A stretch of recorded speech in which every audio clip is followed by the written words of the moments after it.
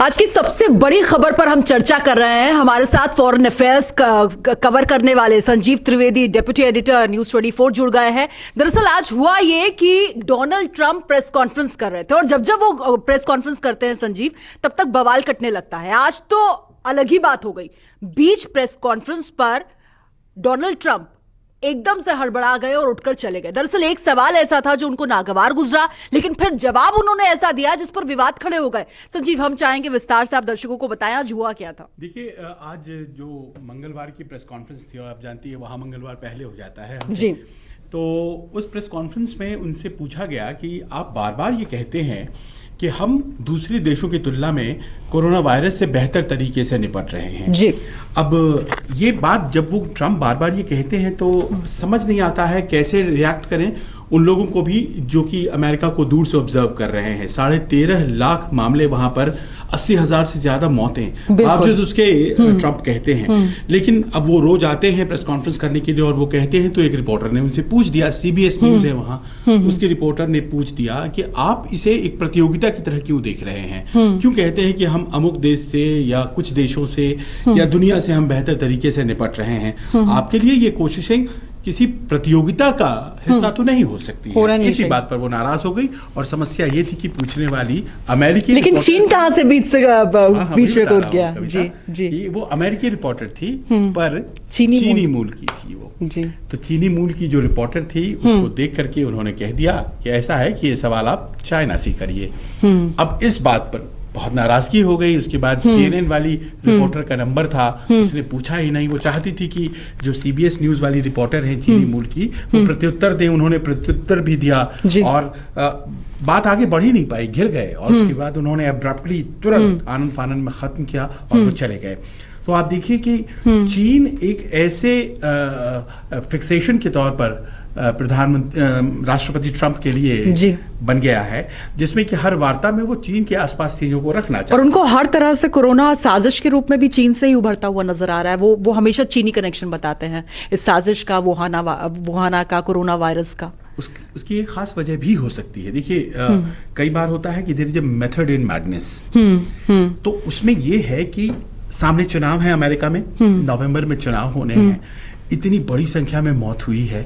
आप याद करें जब 2001 हुआ था 9/11, 3,000 मौतें हुई थी और कितना बड़ा बवेला खड़ा हुआ था। और उस वक्त अमेरिका कन्विंस हो गया था कि इसे कराने वाला सद्दाम हुसैन है और अलकायदा और सद्दाम हुसैन सब मिले हुए हैं, सबों ने हमला कराया था और अटैक हो गया और वो वहां का सबसे बड़ा राजनीतिक मुद्दा बना। बिल्कुल, जॉर्ज बुश जीत भी गए। अब सवाल यहाँ वही है, सामने चुनाव है, तो क्या ये मुद्दा तो नहीं बनाया जा रहा है? हाँ, और अपनी नाकामी छिपाने की कोशिश आप देख सकते हैं। इस पूरे इश्यू को चीन की तरफ मोड़ देते हैं। उनकी साजिश थी, देखो उन्होंने हमारे देश में फैलाया। तो जैसा कि आप कह रही हैं, सारी जिम्मेदारी जो है अमेरिकी सरकार की वो हट जाती है, वो साजिश के रूप में कन्वर्ट हो जाता है। हालांकि अभी तक ऐसा कोई सबूत अमेरिका के पास नहीं है। नुकसान सबसे ज्यादा अमेरिका को हुआ, लेकिन कोई सबूत नहीं है कि ये साजिश थी या फिर ये वुहान से चलकर आ गया या कोई और वजह थी, मैन मेड था या जो भी था। लेकिन पॉलिटिकली इसको कम से कम रिपब्लिकन पार्टी, अमेरिका की जो राष्ट्रपति की पार्टी है, वो चाह रही है कि इसे हम एक सियासी मुद्दा बना दें ताकि नवंबर इलेक्शन में हमको इसका फायदा हो जाए। लेकिन संजीव, बड़ी बात यह है कि इसमें डोनाल्ड ट्रंप का व्यक्तित्व किस तरीके से निखर कर सामने आता है। कभी वो मीडिया से मुखातिब होते हैं, वो लाइजॉल इंजेक्ट करने की बात करते हैं, केसेस और ज्यादा बढ़ जाते हैं, एक के बाद गैर जिम्मेदाराना बातें या फिर बयान देना। और खासतौर पर मीडिया की अगर बात करें, 36 का आंकड़ा है उनका, मीडिया को हमेशा से वो घेरते हैं, अपना सबसे बड़ा जानी दुश्मन मानते हैं। देखिए, जो राइट विंग लीडर्स होते हैं, पूरी दुनिया में ये नियम है, वो एक इमेजिनरी या साक्षात दुश्मन क्रिएट करते हैं और फिर अपने सपोर्टर्स को बताते हैं कि सामने देखो, वो दुश्मन तुम्हारा है, वही दुश्मन है जिसे हराना है। और उसमें बाकी मुद्दे गौण हो जाते हैं। ये हिटलर के साथ भी लागू हुआ था। मैं दोनों की तुलना नहीं कर रहा हूं, पर राजनीति का एक ट्रेंड होता है अमेरिका में। आप इस बात को महसूस कीजिए कि सपोर्टर्स कौन हैं ट्रंप साहब के। जो व्हाइट सुपरमेसिस्ट रेस है अमेरिका का, वो बेसिकली उनका सपोर्टर है। अभी न्यूयॉर्क, जिसे अंधभक्त भी कहते हैं, जिसे अंधभक्त कहते हैं। जो व्हाइट सुप्रीमेसिस्ट सब हैं, उसमें आप देखिए सबसे ज्यादा नुकसान कहाँ हुआ है? न्यूयॉर्क में हुआ है। अब न्यूयॉर्क हमेशा डेमोक्रेट को चुनता है, वो रिपब्लिकन्स को नहीं चुनता है। जो न्यूयॉर्क स्टेट और न्यूयॉर्क सिटी की जो आबादी है उसमें आपको बहुत ब्लैक्स, बहुत से इंडियन अमेरिकन, चाइनीज अमेरिकन आपको दिखाई पड़ेंगे, मिल जाएंगे, हाँ, जो वर्सेटाइल कल्चर है। रिपब्लिकन्स को वोट नहीं करते हैं, वो डेमोक्रेट्स को वोट करते हैं। इसके बगल में स्टेट है न्यू जर्सी।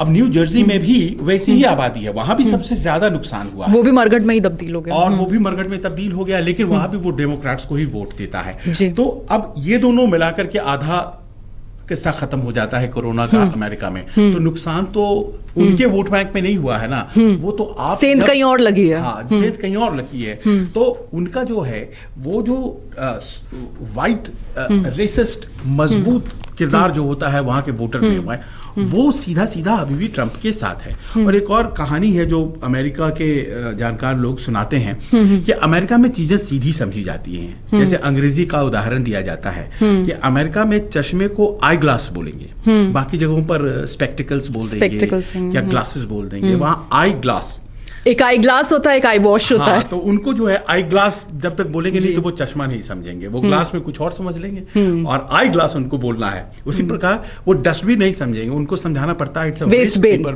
बास्केट। ओके, तो waste paper and there is a basket. तो वो इतना सीधा समझते हैं। तो वहां जाते जाते जो बड़ा सिंप्लीफाई करना पड़ता है चीजों को। राजनीति में भी उसी तरह से उन्होंने, और यही तो हुआ, इन्होंने इतनी साफ गोई से कह दिया कि लाइजॉल को भी इंजेक्ट करके मुझे लगता है कुछ होगा, तो सबने कर दिया। वहां पर वो मान जाएंगे, उनको लगता है कि उनका सपोर्टर मान जाएगा। देखिए वो दुनिया के बहुत बड़े उद्योगपतियों में से एक है, मूर्ख नहीं है, इस बात को समझिए। फिर भी वो लेकिन होने का नाटक क्यों करते हैं फिर? इसलिए कि वो उनका जो सपोर्ट बेस है ना, जो वो उनसे इसी तरह की मूर्खता की अमेरिकन जिसको बोलते उम्मीद करता है, हाँ। जो टेक्सास में, ह्यूस्टन में है, और जो पढ़ाई लिखाई की भी चिंता नहीं कर रहा है, उसके पास धन है, संपत्ति है, रैंचेस में रहता है, घोड़े हैं उसके पास, गन कल्चर में बिलीव करता है, उस तरह का उनका जो सपोर्ट बेस है वो बहुत स्ट्रांग है, जिसके दम पर वो चुन करके आए थे। उसको ये बात अपील करती है कि जिस चीज से आप डिसइंफेक्ट करते हैं गाड़ी को, उसका इंजेक्शन बना के बॉडी में दे दो तो ठीक हो जाएंगे। तो इस तरह की बातें वो जब वो करते हैं तो वो उसको अपील करना चाहते हैं। अभी उन्होंने एक नया तरीका निकाला, सारी चीजें चीन ने कराई। हमारे पास एनॉर्मस एविडेंस है। उनके विदेश मंत्री माइक पोम्पेयो कहते हैं कि हमारे पास एविडेंस है। उनके जो सेनाध्यक्ष है वो नहीं कहते हैं, डॉक्टर फाउची जो हैं वो नहीं कहते हैं, जो कि 5 एडमिनिस्ट्रेशन में मेन डॉक्टर रहे हैं अमेरिका के, 5 अमेरिकन प्रेसिडेंट्स में, वो नहीं कहते हैं। पर ये लोग कहते हैं कि ये चाइना नहीं करवाया है। चाइना, अगर मान लीजिए ये बिलीव कर लेते हैं, और देखिए इलेक्शंस आजकल परसेप्शन पे लड़े जा रहे हैं, बिल्कुल, अगर विश्वास हो जाता है अमेरिकी जनता को चीन ने कराया है, तो क्या होगा कि आप जवाब देने का हथियार भी ट्रंप मिल जाएगा। और कोल्ड वॉर के जमाने में रशिया को हर चीज के लिए दोषी बनाकर कितने इलेक्शंस जीते गए और हराए गए उस वक्त। तो ये नया कोल्ड वॉर है, उसके दरवाजे पे हम खड़े हैं, जिसमें कि इस बार जो कॉम्पिटिटर है वो चाइना है, जो ट्रेड में भी परेशान कर रहा है और मिलिटरीली भी बहुत स्ट्रांग हो गया है। तो ऐसे में जाहिर है कि ट्रंप एक बहुत सधी हुई रणनीति के तहत काम कर रहे हैं। वो अमेरिका में चाइना को एक विलन के तौर पर बनाना चाहते हैं। लेकिन कोरोना को लेकर तो ऐसा लग रहा है जैसे होमवर्क भी ठीक से करके नहीं आते। प्रेस कॉन्फ्रेंस होती है तो सामने सामने मीडिया की ये कह देते हैं कि कोरोना को लेकर आपको परेशान होने की बिल्कुल जरूरत नहीं है, ये अपने आप से आया है, फ्लू की तरह अपने आप चला जाएगा। तो वो लोग मूर्ख हैं जो वैक्सीन बना रहे हैं। क्या रणनीति है आपकी? किस तरह की आप बातें करते हैं? 80,000 से ज्यादा लोगों की मौत हो गई है, लाखों लोग जद में आ गए और इतने हल्के में आप बोल के निकल जाते हैं। इनसेंसिटिविटी।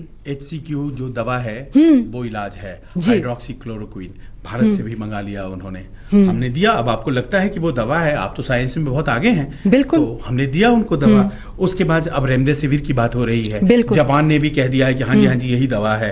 अमेरिका ने भी, उनका जो ड्रग एडमिनिस्ट्रेशन है, फेडरल ड्रग एडमिनिस्ट्रेशन, उन्होंने भी कह दिया कि हाँ जी यही दवा है। पर वो दवा है कि नहीं है अभी तक ये क्लियर नहीं है। एबोला में वो फेल कर गया था, और अभी तक ये ड्रग जो है रिपर्पस ड्रग हुआ ना, क्योंकि ये पहले तो एबोला के लिए बना, वहां फेल हो गया। अब ये ड्रग इसके लिए होगा कि नहीं होगा ये पता नहीं है। तो कुछ ना कुछ वो ऐसा कर रहे हैं, अभी तक ड्रग तो बना नहीं है, पर वो छलावा जैसा लगता है कि कुछ हो रहा है, फिर कुछ नहीं होता है। और वहां पर क्या हुआ है, मीडिया डिवाइड हो गया है। तो जो आधे पक्ष में और आधे विरोध में, जो सवाल करने वाले होते हैं, जैसे CNN है वो सवाल करता है, जैसे CBS है वो सवाल करता है, तो बोलते हैं ये फेक न्यूज है, वॉशिंगटन पोस्ट फेक न्यूज है, बड़ा डिवाइड, और वो मंच से बोलते हैं और बड़े सीधे अंदाज में बोलते हैं। लेकिन फॉक्स न्यूज के बारे में वो बहुत तारीफ करते हैं, उनको लगता है कि ये फॉक्स न्यूज है, और इसलिए आप देखती हैं कि वो बहस हो जाती है प्रेस कॉन्फ्रेंसेज में भी। लेकिन he is actually building up a theory, और वो थियरी बना रहे हैं जिसमें कि चीन को विलन बनाना है उनको।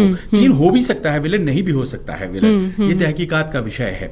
WHO नहीं मानता है, क्योंकि WHO का कहना है कि अमेरिका हमें एविडेंस तो दे, ये बताने के लिए फंडिंग तक रोक दी WHO की, कि आर्टिफिशियल तरीके से वुहान के वायरोलॉजी के लैब में बनाया गया था। मैं नहीं कहता हूं कि चीन ने बनाया था या नहीं बनाया था, पर इसको उन्होंने मान लिया है, मान करके तय भी कर लिया है कि अमेरिका ने इलिनॉय में केस भी कर दिया है रिपब्लिकन ने कि इतना हर्जाना अब देना पड़ेगा अमेरिका को। तो ये ऑलरेडी थियरी पॉलिटिकली तो बन चुकी है, यही इलेक्शंस में प्ले होगा, और उसी की तैयारी में हम इस घटना को देख सकते हैं जिसकी चर्चा। लेकिन इनकी अपनी क्या तैयारी थी? एपिडेमिक फंड जो ओबामा ने बनाया था उसमें भी इन्होंने कटौती कर दी, ये तो खुद कुछ करना ही नहीं चाहते।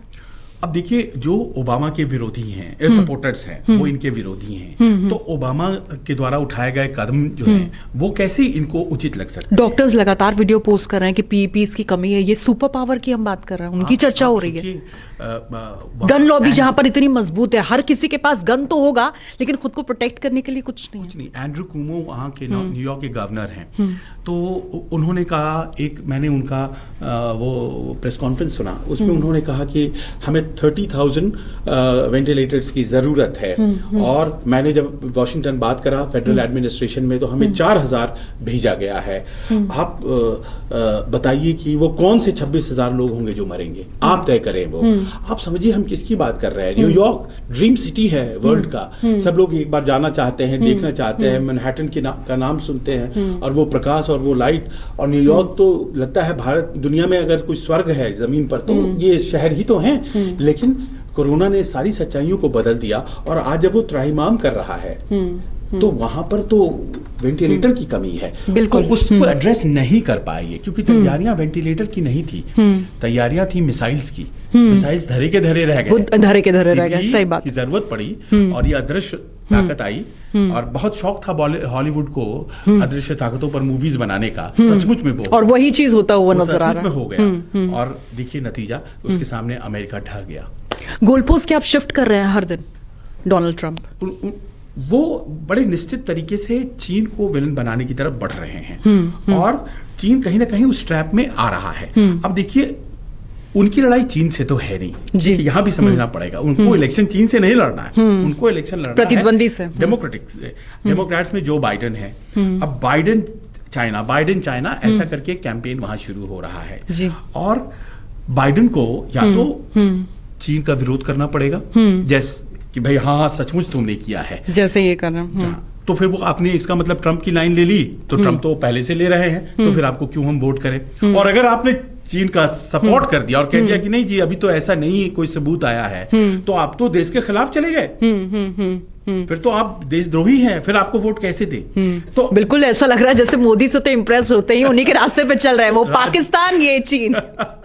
तो अब देखिए सियासत का तो जी तकाजा है, वो तो हर जगह एक ही होता है, बस प्लेयर बदलते हैं। तो अब देखिए ये स्थिति वहां पे, जो बाइडेन करे तो क्या करे, तो जो बाइडेन क्या बात करते हैं, वो ये कहते हैं हमारे देश में PPE की जरूरत है, हमारे देश में देखिए बाकी चीजों की, वो फैक्ट्स में बात करते हैं, हमारे यहाँ देखिए ये फिक्शन पे पहुंच जाते हैं, प्रॉस्पेरिटी की जरूरत है, देखिए इतने लोग हैं जो कि they are filing for unemployment, हमें उनको देना है एम्प्लॉयमेंट, तो तमाम चीजों पर हमें इलेक्शन, बेरोजगारी से भी लड़ना, वो इन सब बातों की बारे में बात ही नहीं कर रहे हैं, वो बोलते हैं चाइना। और इसीलिए चीनी रिपोर्टर उन्हें दिखी तो उन्होंने कहा जाओ चाइना से पूछो अब की बार। और ट्रम्प सरकार तो हो चुका है ह्यूस्टन टेक्सास में, पर फिर भी ये आपको बताता चलूं कि हालात मुश्किल हैं उनके लिए इस बार। ये चीजें इतनी आसान नहीं है, आसान नहीं है डोनाल्ड के लिए। एक तरफ लेके चले जाएं और वोटर समझ जाए, बहुत गजब की त्रासदी है। और कोरोना ने ना पोस्ट कोरोना वर्ल्ड ऑर्डर जो है वो बदला रहेगा। आप कल्पना कीजिए कविता, मिलान शहर या वेनिस, बिल्कुल, ये रोम, ये सब सपनों के शहर थे। लंदन तो किंवदंतियों में है, गांव में लोग बोलते हैं लंदन गया था, मजाक बनाकर कहते हैं। और उन शहरों का आज क्या हाल है, अपने लोगों को बचा तक नहीं पा रहे हैं, बचा। और ऐसे में चाइना इमर्ज कर गया है, वो वुहान के बाहर फैलने नहीं दे रहा है। बीजिंग और शंघाई में बीमारी नहीं फैली है, बिल्कुल। और यहाँ पर आपका पूरा देश का देश मेडिकल स्ट्रक्चर आपके पास है ही नहीं, लोग पूरा चरमरा गया। हम सुना करते थे एक अमेरिकन कहीं मरता है तो दुनिया भर में खोज करके हत्यारे को मारा जाता है। बिल्कुल बिल्कुल, वो भी एक वक्त 80,000 आपकी सरजमीन पर मर गया। क्या कहेंगे? और आप ही की लापरवाही से या कमी से ये चीजें इलेक्शंस में सामने नहीं आएंगी। इसको विश्वास करना फिलहाल बहुत आसान नहीं। वाकई, क्योंकि देखिए जो अमेरिकन हैं, जो वोटर्स हैं, वो जब घर से बाहर निकलेंगे तो डोनाल्ड ट्रंप की इन बचकानी बातों पर वो वोट करेंगे या फिर वो असल मुद्दों पर वोट करेंगे, ये देखना बेहद अहम होगा। लेकिन आज जो प्रेस कॉन्फ्रेंस के दौरान हुआ उस पर हम चर्चा कर रहे थे, लेकिन हमारी नजर संजीव रात 8 बजे जब प्रधानमंत्री नरेंद्र मोदी राष्ट्र को संबोधित करेंगे तो किन बड़ी बातों का जिक्र करेंगे, उस पर हमारी नजर लगातार बनी हुई है। पल पल के अपडेट्स आप देखेंगे न्यूज़ 24 पर। और ये अगर हमारा चैट आपको पसंद आया हो, लाइक शेयर सब्सक्राइब जरूर करें हमारे यूट्यूब चैनल को।